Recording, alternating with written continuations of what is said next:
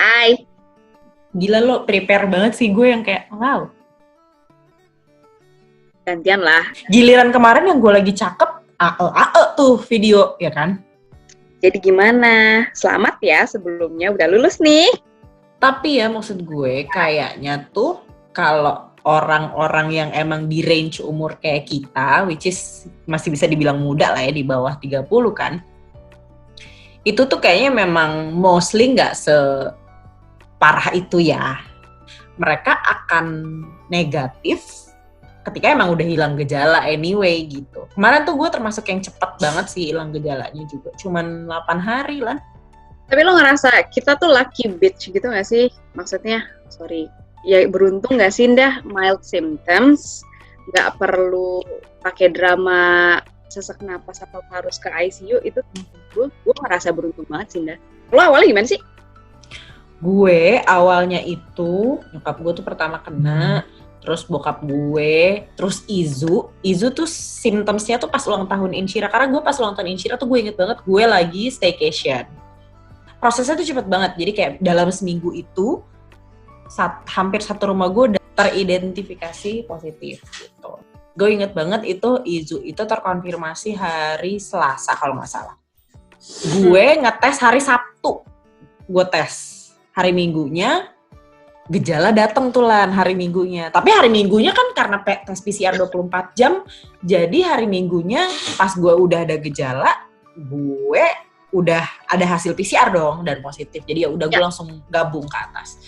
Terus posisinya gue lagi berantem lagi kan. Jadi gue berantem sama Izu dalam keadaan LDR atas bawah ya, lantai atas sama lantai bawah doang. Terus gue tiba-tiba ke atas kayak positif juga gitu.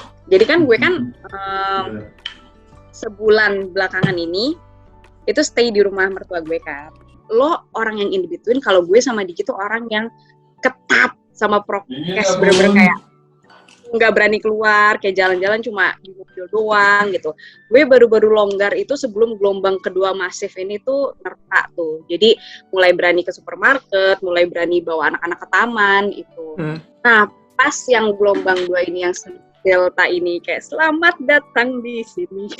Gue udah langsung gak kemana-mana deh, pokoknya ngetatin prokes lagi kan. Nah gue mobilitas gue sama Diki itu bener-bener cuma dari rumah orang tua gue ke rumah orang tua Diki. Kalau Diki itu ke kantor ya paling cuma seminggu 2 kali masuk gitu loh, dan nggak tracing kantornya juga ketat gitu. Once ada yang positif lockdown, udah masuk berapa minggu. Ya udah singkat cerita, adik gue bilang, lu mau kesini Kak, tapi Pak Holis lagi agak, Pak Holis tuh ART di rumah gue lagi agak terus biasa kayaknya kemarin kehujanan deh. Nih garis bawahin, nggak bisa lu sekarang kayaknya cuma flu deh, cuma batuk. Udah ada gejala, oh ya udahlah nggak apa-apa. Dan mikirnya kalaupun nauzubillah min dzalik Pak Holis kenapa-napa, ya udah deh di bawah, kita kan di atas kan. Dan semua kegiatan gue sama Diki dan anak-anak tuh di lantai atas gitu. Nah ulang tahun segala macam, ya udah bener-bener kayak keluarga inti banget, keluarga inti gue sama keluarga intinya Diki udah ngumpul kayak ulang tahun lalu juga sama orang-orang itu juga gitu. Nah ya udah terus mulai mbak gue batuk kayak keselekuk terus-terusan gitu. Lu batuk ya mbak? gitu. Enggak bu, kering aja. Enggak, udah lu jangan deket-deket anak-anak. Nah udah gitu parah lah dia batuk. Terus tanggal 7 deh, selang 2 hari setelah ulang tahun, gue nge-antigen mbaknya Daswa. Kan itu kan mbaknya Daswa kan? Dia doang? Dia doang tapi? Yang lo antigen hari itu dia doang? Dari dia akhirnya di lantai bawah semuanya di antigen sama Diki dan positif semua. Kalau lo kan pembawaan lo, oh ya udah kalau positif kita isoman. Maksudnya yang gue nggak bilang lucil atau remehin ya, tapi kayak lebih bisa kontrol.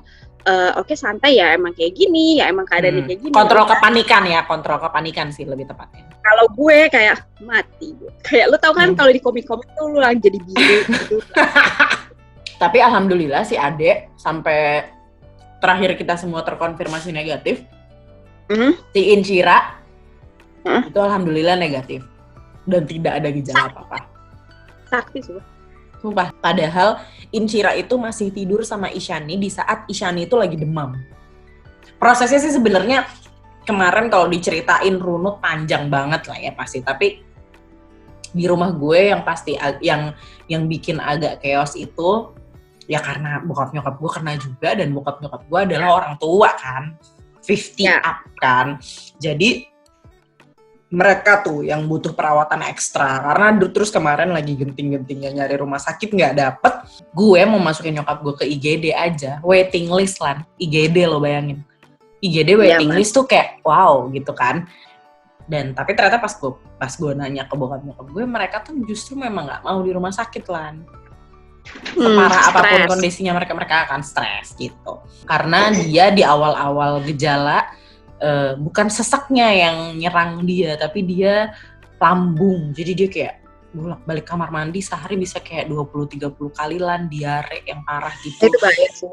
Yang makan muntah. Gue soalnya lihat sendiri kan, karena kan gue mengalami posisi yang gue, Izu, bokap, nyokap gue berempat, itu gue ada di satu rumah yang sama karena kita semua positif. Jadi gue ya dalam keadaan positif juga. Gue juga sempat ada mild symptoms kan, karena sempat demam dikit, flu batuk gitu. I was in that shoes sih. Kayaknya waktu awal-awal dan pas gelombang kedua lagi heboh banget, gue sempet stres sendiri ya, kayak aduh gue takut nih kenapa kalau misalnya ini sampai menimpa gue dan keluarga dan anak-anaknya, gue nggak sanggup deh lala ya. Akhirnya datang juga kan, maksudnya ini tuh nggak kemarin karena emang udah masif banget ya. Bener. Gimana sih maksudnya sampai sering banget gue lihat di timeline kayak udah nggak kemana-mana, udah di rumah aja, belanja di rumah segala macam. Kok masih kena? Ya takdir nggak? Balik lagi sebenarnya ke situ, sama fokusnya nyembuhin diri lo aja gitu. Kalau gue tuh kemarin bener-bener sama Izu ya, selama isoman isinya nonton film coy. Kuncinya nerima sih Nda. Ketika lo nggak nerima tuh kayak udah lo akan ngawang, lo akan nyalahin semua orang, lo akan kayak ya nggak mau aja ngejalanin lo lagi kena COVID gitu. Nah, yang fatal mungkin terus akhirnya berlarut-larut sampai lo ke bawah stres, nurunin imun dan memperparah kondisi fisik lo yang tadi yang mild symptoms bisa sampai segala macam. Gila, dari pikiran tuh buset, gue nggak paham sih tapi sengaruh itu. Ada cerita lucu kan, gue anosmia kan, udah swapuk, nyantai aja gue main-main. Ya oke, anak gue masih pakai diaper, masih latihan lah. Dan ketika emang dia lagi toilet training, tapi ketika lagi keadaan kayak gini, gue fullin lah udah pakai pampers. Saya udah. Ya udah, intinya gue nggak mau repot kalau lagi kayak gini, gue capek. Ya iyalah anjir, gue juga. Bapak gue bilang, kayak itu kayaknya Daswa pup deh. Gue ngomel-ngomel, suka lupa kalau anosmia kan. Ya orang apaan sih papa? Kan sih. Ya udah kan cuma bilang, ya enggak, tiba-tiba diem. Bukan. Iya. Nggak dalam keadaan nggak bisa nyium, nggak bisa ngerasain pun gue kayak pesen Red Dog, Chat Time, kayak bodo amat gitu. Gue tuh bener-bener ngebawa semuanya tuh kayak normal aja lan sebenarnya. Like we should. Beneran deh, cepet sembuh kan lo abis itu. Iya, gue kayak gitu. Bener-bener dibawa kayak normal aja, nggak sering ngepost karena gue nggak punya bahan buat ngepost juga. Ada orang yang emang sharing informasi dia keadaannya day by day, misalnya ngerasain apa di COVID. Gue fokus nyenengin diri gue nonton series, gue nonton Sex and the City dari season 1 sampai 6, lo bayangin, satu season 20 episode. Apa nggak kantong mata gue sampai dagu, ya kan?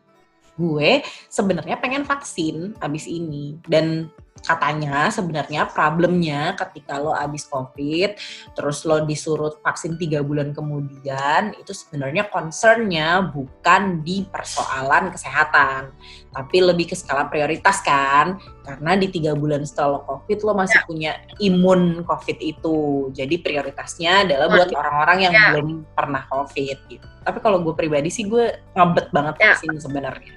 Kan ada orang yang benar-benar kayak alah buat apalah, nanti sakit, nanti kita percaya aja sama Allah Subhanahu wa taala.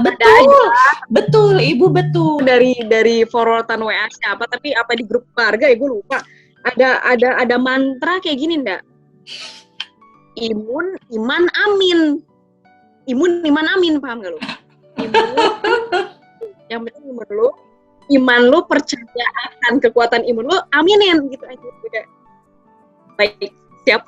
Gue tuh udah di saat udah di kayak di fase yang kalau orang yang nggak percaya vaksin tuh gue udah di fase yang kayak iya betul, kamu sebagai manusia harus percaya sama Allah Subhanahu Wa Taala, itu betul, tapi ada kalanya lo harus usaha kan. Ya vaksin itu kan sebenarnya salah satu usahanya.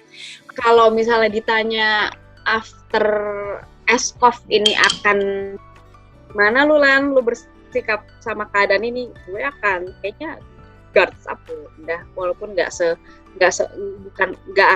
parno, tapi lebih kayak iya cuma bersin enggak ntar dulu nanti aja ketemunya virtual aja. Gue deep down inside masih ada rasa percaya bahwa ini tuh hanya fase gitu, kita akan menyesuaikan dengan keadaan ya. Tapi mungkin kita masih harus ngelewatin dulu, belum mau sampai gitu. Tapi percaya, gue sih pribadi ya, percaya pasti ada ujungnya. Semua hope lah, semua good hope buat keadaan yang lebih baik, ya nggak sih? Pasti.